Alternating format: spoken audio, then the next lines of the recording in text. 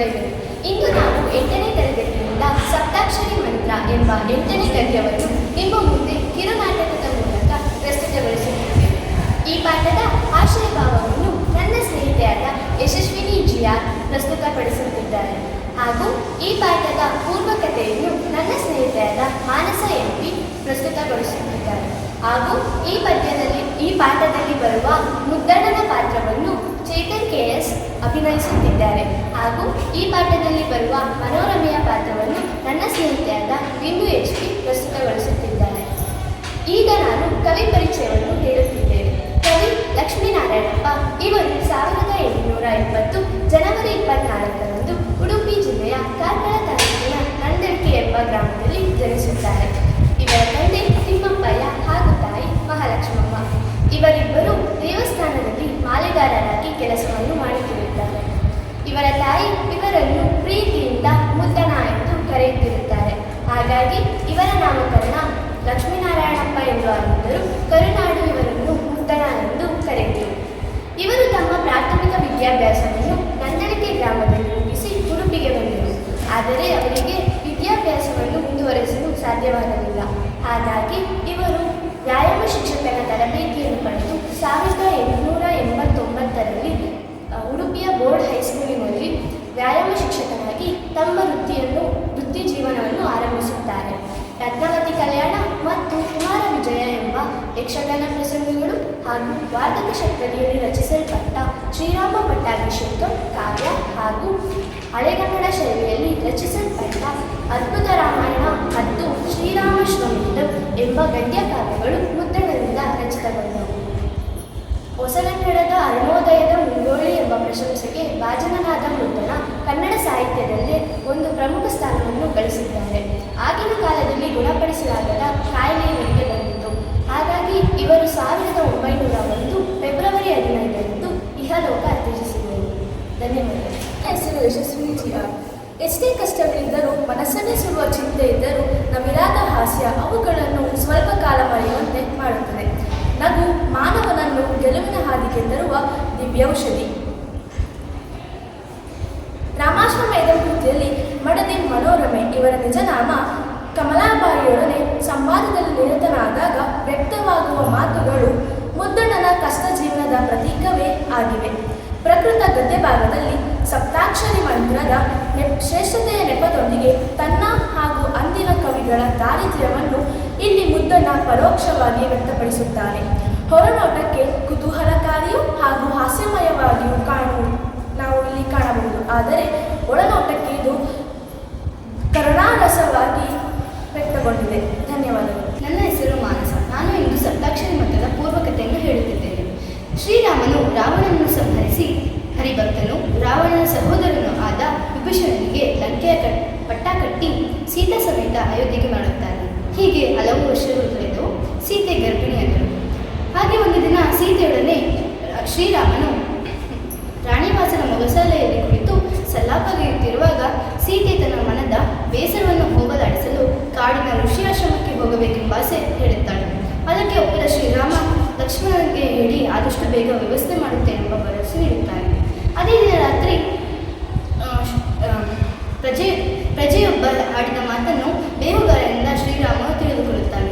ಸೀತೆ ನಿಷ್ಕಳಂಕಿನಿ ಎಂದು ತಿಳಿದಿದ್ದರೂ ಪ್ರಜಾಭಿಪ್ರಾಯಕ್ಕೆ ಮನ್ನಣೆ ಸಿಗಬೇಕೆಂಬ ಉದ್ದೇಶದಿಂದ ಸೀತೆಯನ್ನು ತೊರೆಯಲು ನಿರ್ಧರಿಸುತ್ತಾನೆ. ರಾಜಾಜ್ಞೆಯನ್ನು ಮೀರದ ಲಕ್ಷ್ಮಣ ಸೀತೆಯನ್ನು ಕಾಡಿನ ಋಷಿಯಾಶ್ರಮದ ನೆಪವೊಡ್ಡಿ ಗುಂಡಾರಣ್ಯದಲ್ಲಿ ಬಿಟ್ಟು ಬರುತ್ತಾನೆ. ಇತ್ತ ಶ್ರೀರಾಮ ಸೀತೆಯನ್ನು ಕಾಡಿನಲ್ಲಿ ಬಿಟ್ಟು ಬಂದಿದ್ದರಿಂದ ವೈಯಕ್ತಿಕವಾಗಿ ನೊಂದಿದ್ದರೂ ರಾಜ್ಯಭರದಲ್ಲಿ ಎಳ್ಳಷ್ಟು ಕೊರತೆ ಮಾಡಲಿಲ್ಲ. ಹಾಗೆ ಒಂದು ದಿನ ಅಗಸ್ತ್ಯ ಮಹರ್ಷಿಗಳು ತಮ್ಮ ಶಿಷ್ಯರೊಂದಿಗೆ ಅಯೋಧ್ಯೆಗೆ ಬಂದಾಗ ಶ್ರೀರಾಮನು ಅವರನ್ನು ಸತ್ಕರಿಸಿದರು. ತನ್ನಿಂದ ಹತನಾದ ರಾವಣ ಬ್ರಹ್ಮಮಾನಸ ಪುತ್ರ ಪುಲಸ್ತ್ಯ ಮಗನೆಂದು ವೇದ ಪಾರಂಗತನೆಂದು ತಿಳಿದ ರಾಮ ತನಗೆ ಬ್ರಹ್ಮತ್ಯ ದೋಷ ದೊರೆಯುವುದೆಂದು ಬೇಸರಗೊಳ್ಳುತ್ತನು. ಪಾಪಿಗಳ ಪಾಪನಾಶ ಮಾಡಬಲ್ಲ ನಿನಗೆಂತಹ ಪಾಪವಯ್ಯ, ದುಷ್ಟ ಸಂಹಾರಕ್ಕೆ ದರಗಿಳಿದು ಬಂದ ನೀನು ಅಂಜಬೇಕಿಲ್ಲ ಎಂದು ಅಗಸ್ತ್ಯ ಮುನಿಗಳು ಹೇಳಿದರು. ರಾಮ ಒಪ್ಪಲಿಲ್ಲ.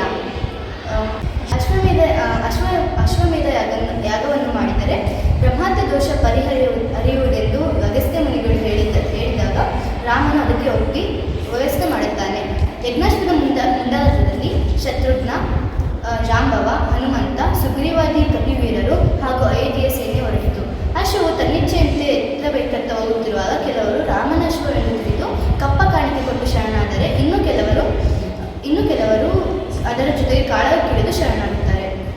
ಹೀಗೆ ಚಳಿಗಾಲದ ಒಂದು ದಿನ ಅಶ್ವವು ತನ್ನಿಚ್ಛೆಯಂತೆ ಅರಣ್ಯಕಮುನಿ ಎಂಬ ಆಶ್ರಮಕ್ಕೆ ಹೋಗುತ್ತದೆ.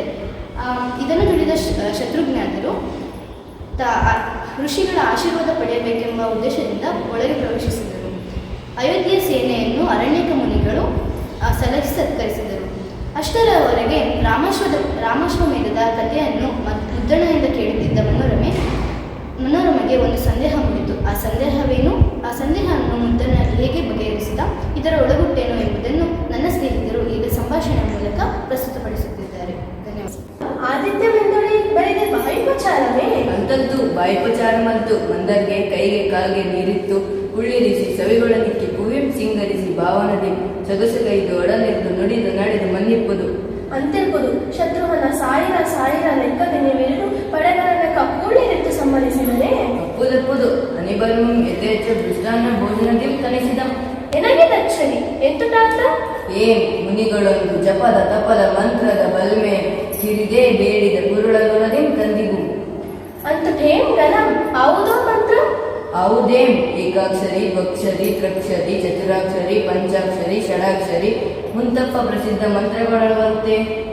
ಓ ಇನ್ನಿದೊಂದು ಜಪದ ಬಲ್ಮೆ ನೆರವೇರ್ಪೇನೆ ನೆರತೊಂದರ ಗೊಡವೆ ಇಲ್ಲದಿರ್ಕೊಂಡು ತಾಪಸರ್ ಅಪ್ಪುದಪ್ಪುದು ತಪ್ಪೇಂ ಅಂತದಕ್ಕೆ ನಿನ್ನನ್ನರಪ್ಪ ಕಬ್ಬಿಗ ಮರೆವಾರ್ತೆ ಎಳಿಸೊಂದು ಗೊಡವೆ ಇಲ್ಲದೆ ಕೆಮ್ಮನೆ ಪಾರ್ವತೆಯ ಕಬ್ಬಿಗಳೊಡೆ ಓದು ಬೆಮಗೊಂಡಿರ್ಬರದೆ ಅವಾಗೆ ಬಟ್ಟೆಯೋ ಉಣಲೇಂ ತಿನ್ನಲೇಂ ಅಂತಿನೊಂದು ಜಪಮಂ ಪಿರಿಯ ತಮಸಿಗಳಂತೆ ನಿರುಪದೇಶಗೊಂಡಡಾಗದೆ ಏಂ ಎಮ್ಮವರೊಂದಿರಕ್ಕೆ ನಗುವ ಆ ಎಮ್ಮನರಪ ಕಬ್ಬಿಗರಿಗೆ ಕೊರತೆಯೋ ತಮ್ಮೆಂದೆ ನುಡಿವ ಬಲ್ಪಿಂ ಮೂಜಗ ಮುಮ್ಮನಳಿಸುವ ಹೊಗಳ್ವ ತೆಗಳ್ವ ಕೊಳ್ವಾಳ್ವ ತಾಳ್ವ ತೂಳ್ವ ಪೇಳ್ವ ಬಾಳ್ವ ಸಿಂಗಾರದ ಬಣ್ಣ ಕಬ್ಬಿಗರೆಮ್ಮತ್ತೆ ರನ್ನೆನ್ನು ನೀನರಿಯೈ ನಿಮ್ಮ ವರ್ಗಮಂತಿನ ಮಂತ್ರ ಸಿದ್ಧಿವರ್ಕುವೆ ತಡೆಯ ನಡಿಗೆ ನಿನ್ನ ಒಳವೆ ಎನ್ನೊಳಂತಿದ್ದು ಪಾಸು ಹೊಕ್ಕು ನೀನು ಬರ್ ಮಹಿಮೆಗಾರ ನಿನಗಾರತ್ತ ನಿನ್ನಿಂದು ಉಪದೇಶ ಮಾಡಿತು ಗುರುವತ್ತಡೆನೆಂದೆಳ ವೇಳೆ ಎಂದರೆಯ ಅದಾವುದೋ ಮಂತ್ರವೆನ್ನೊಣಸಿರ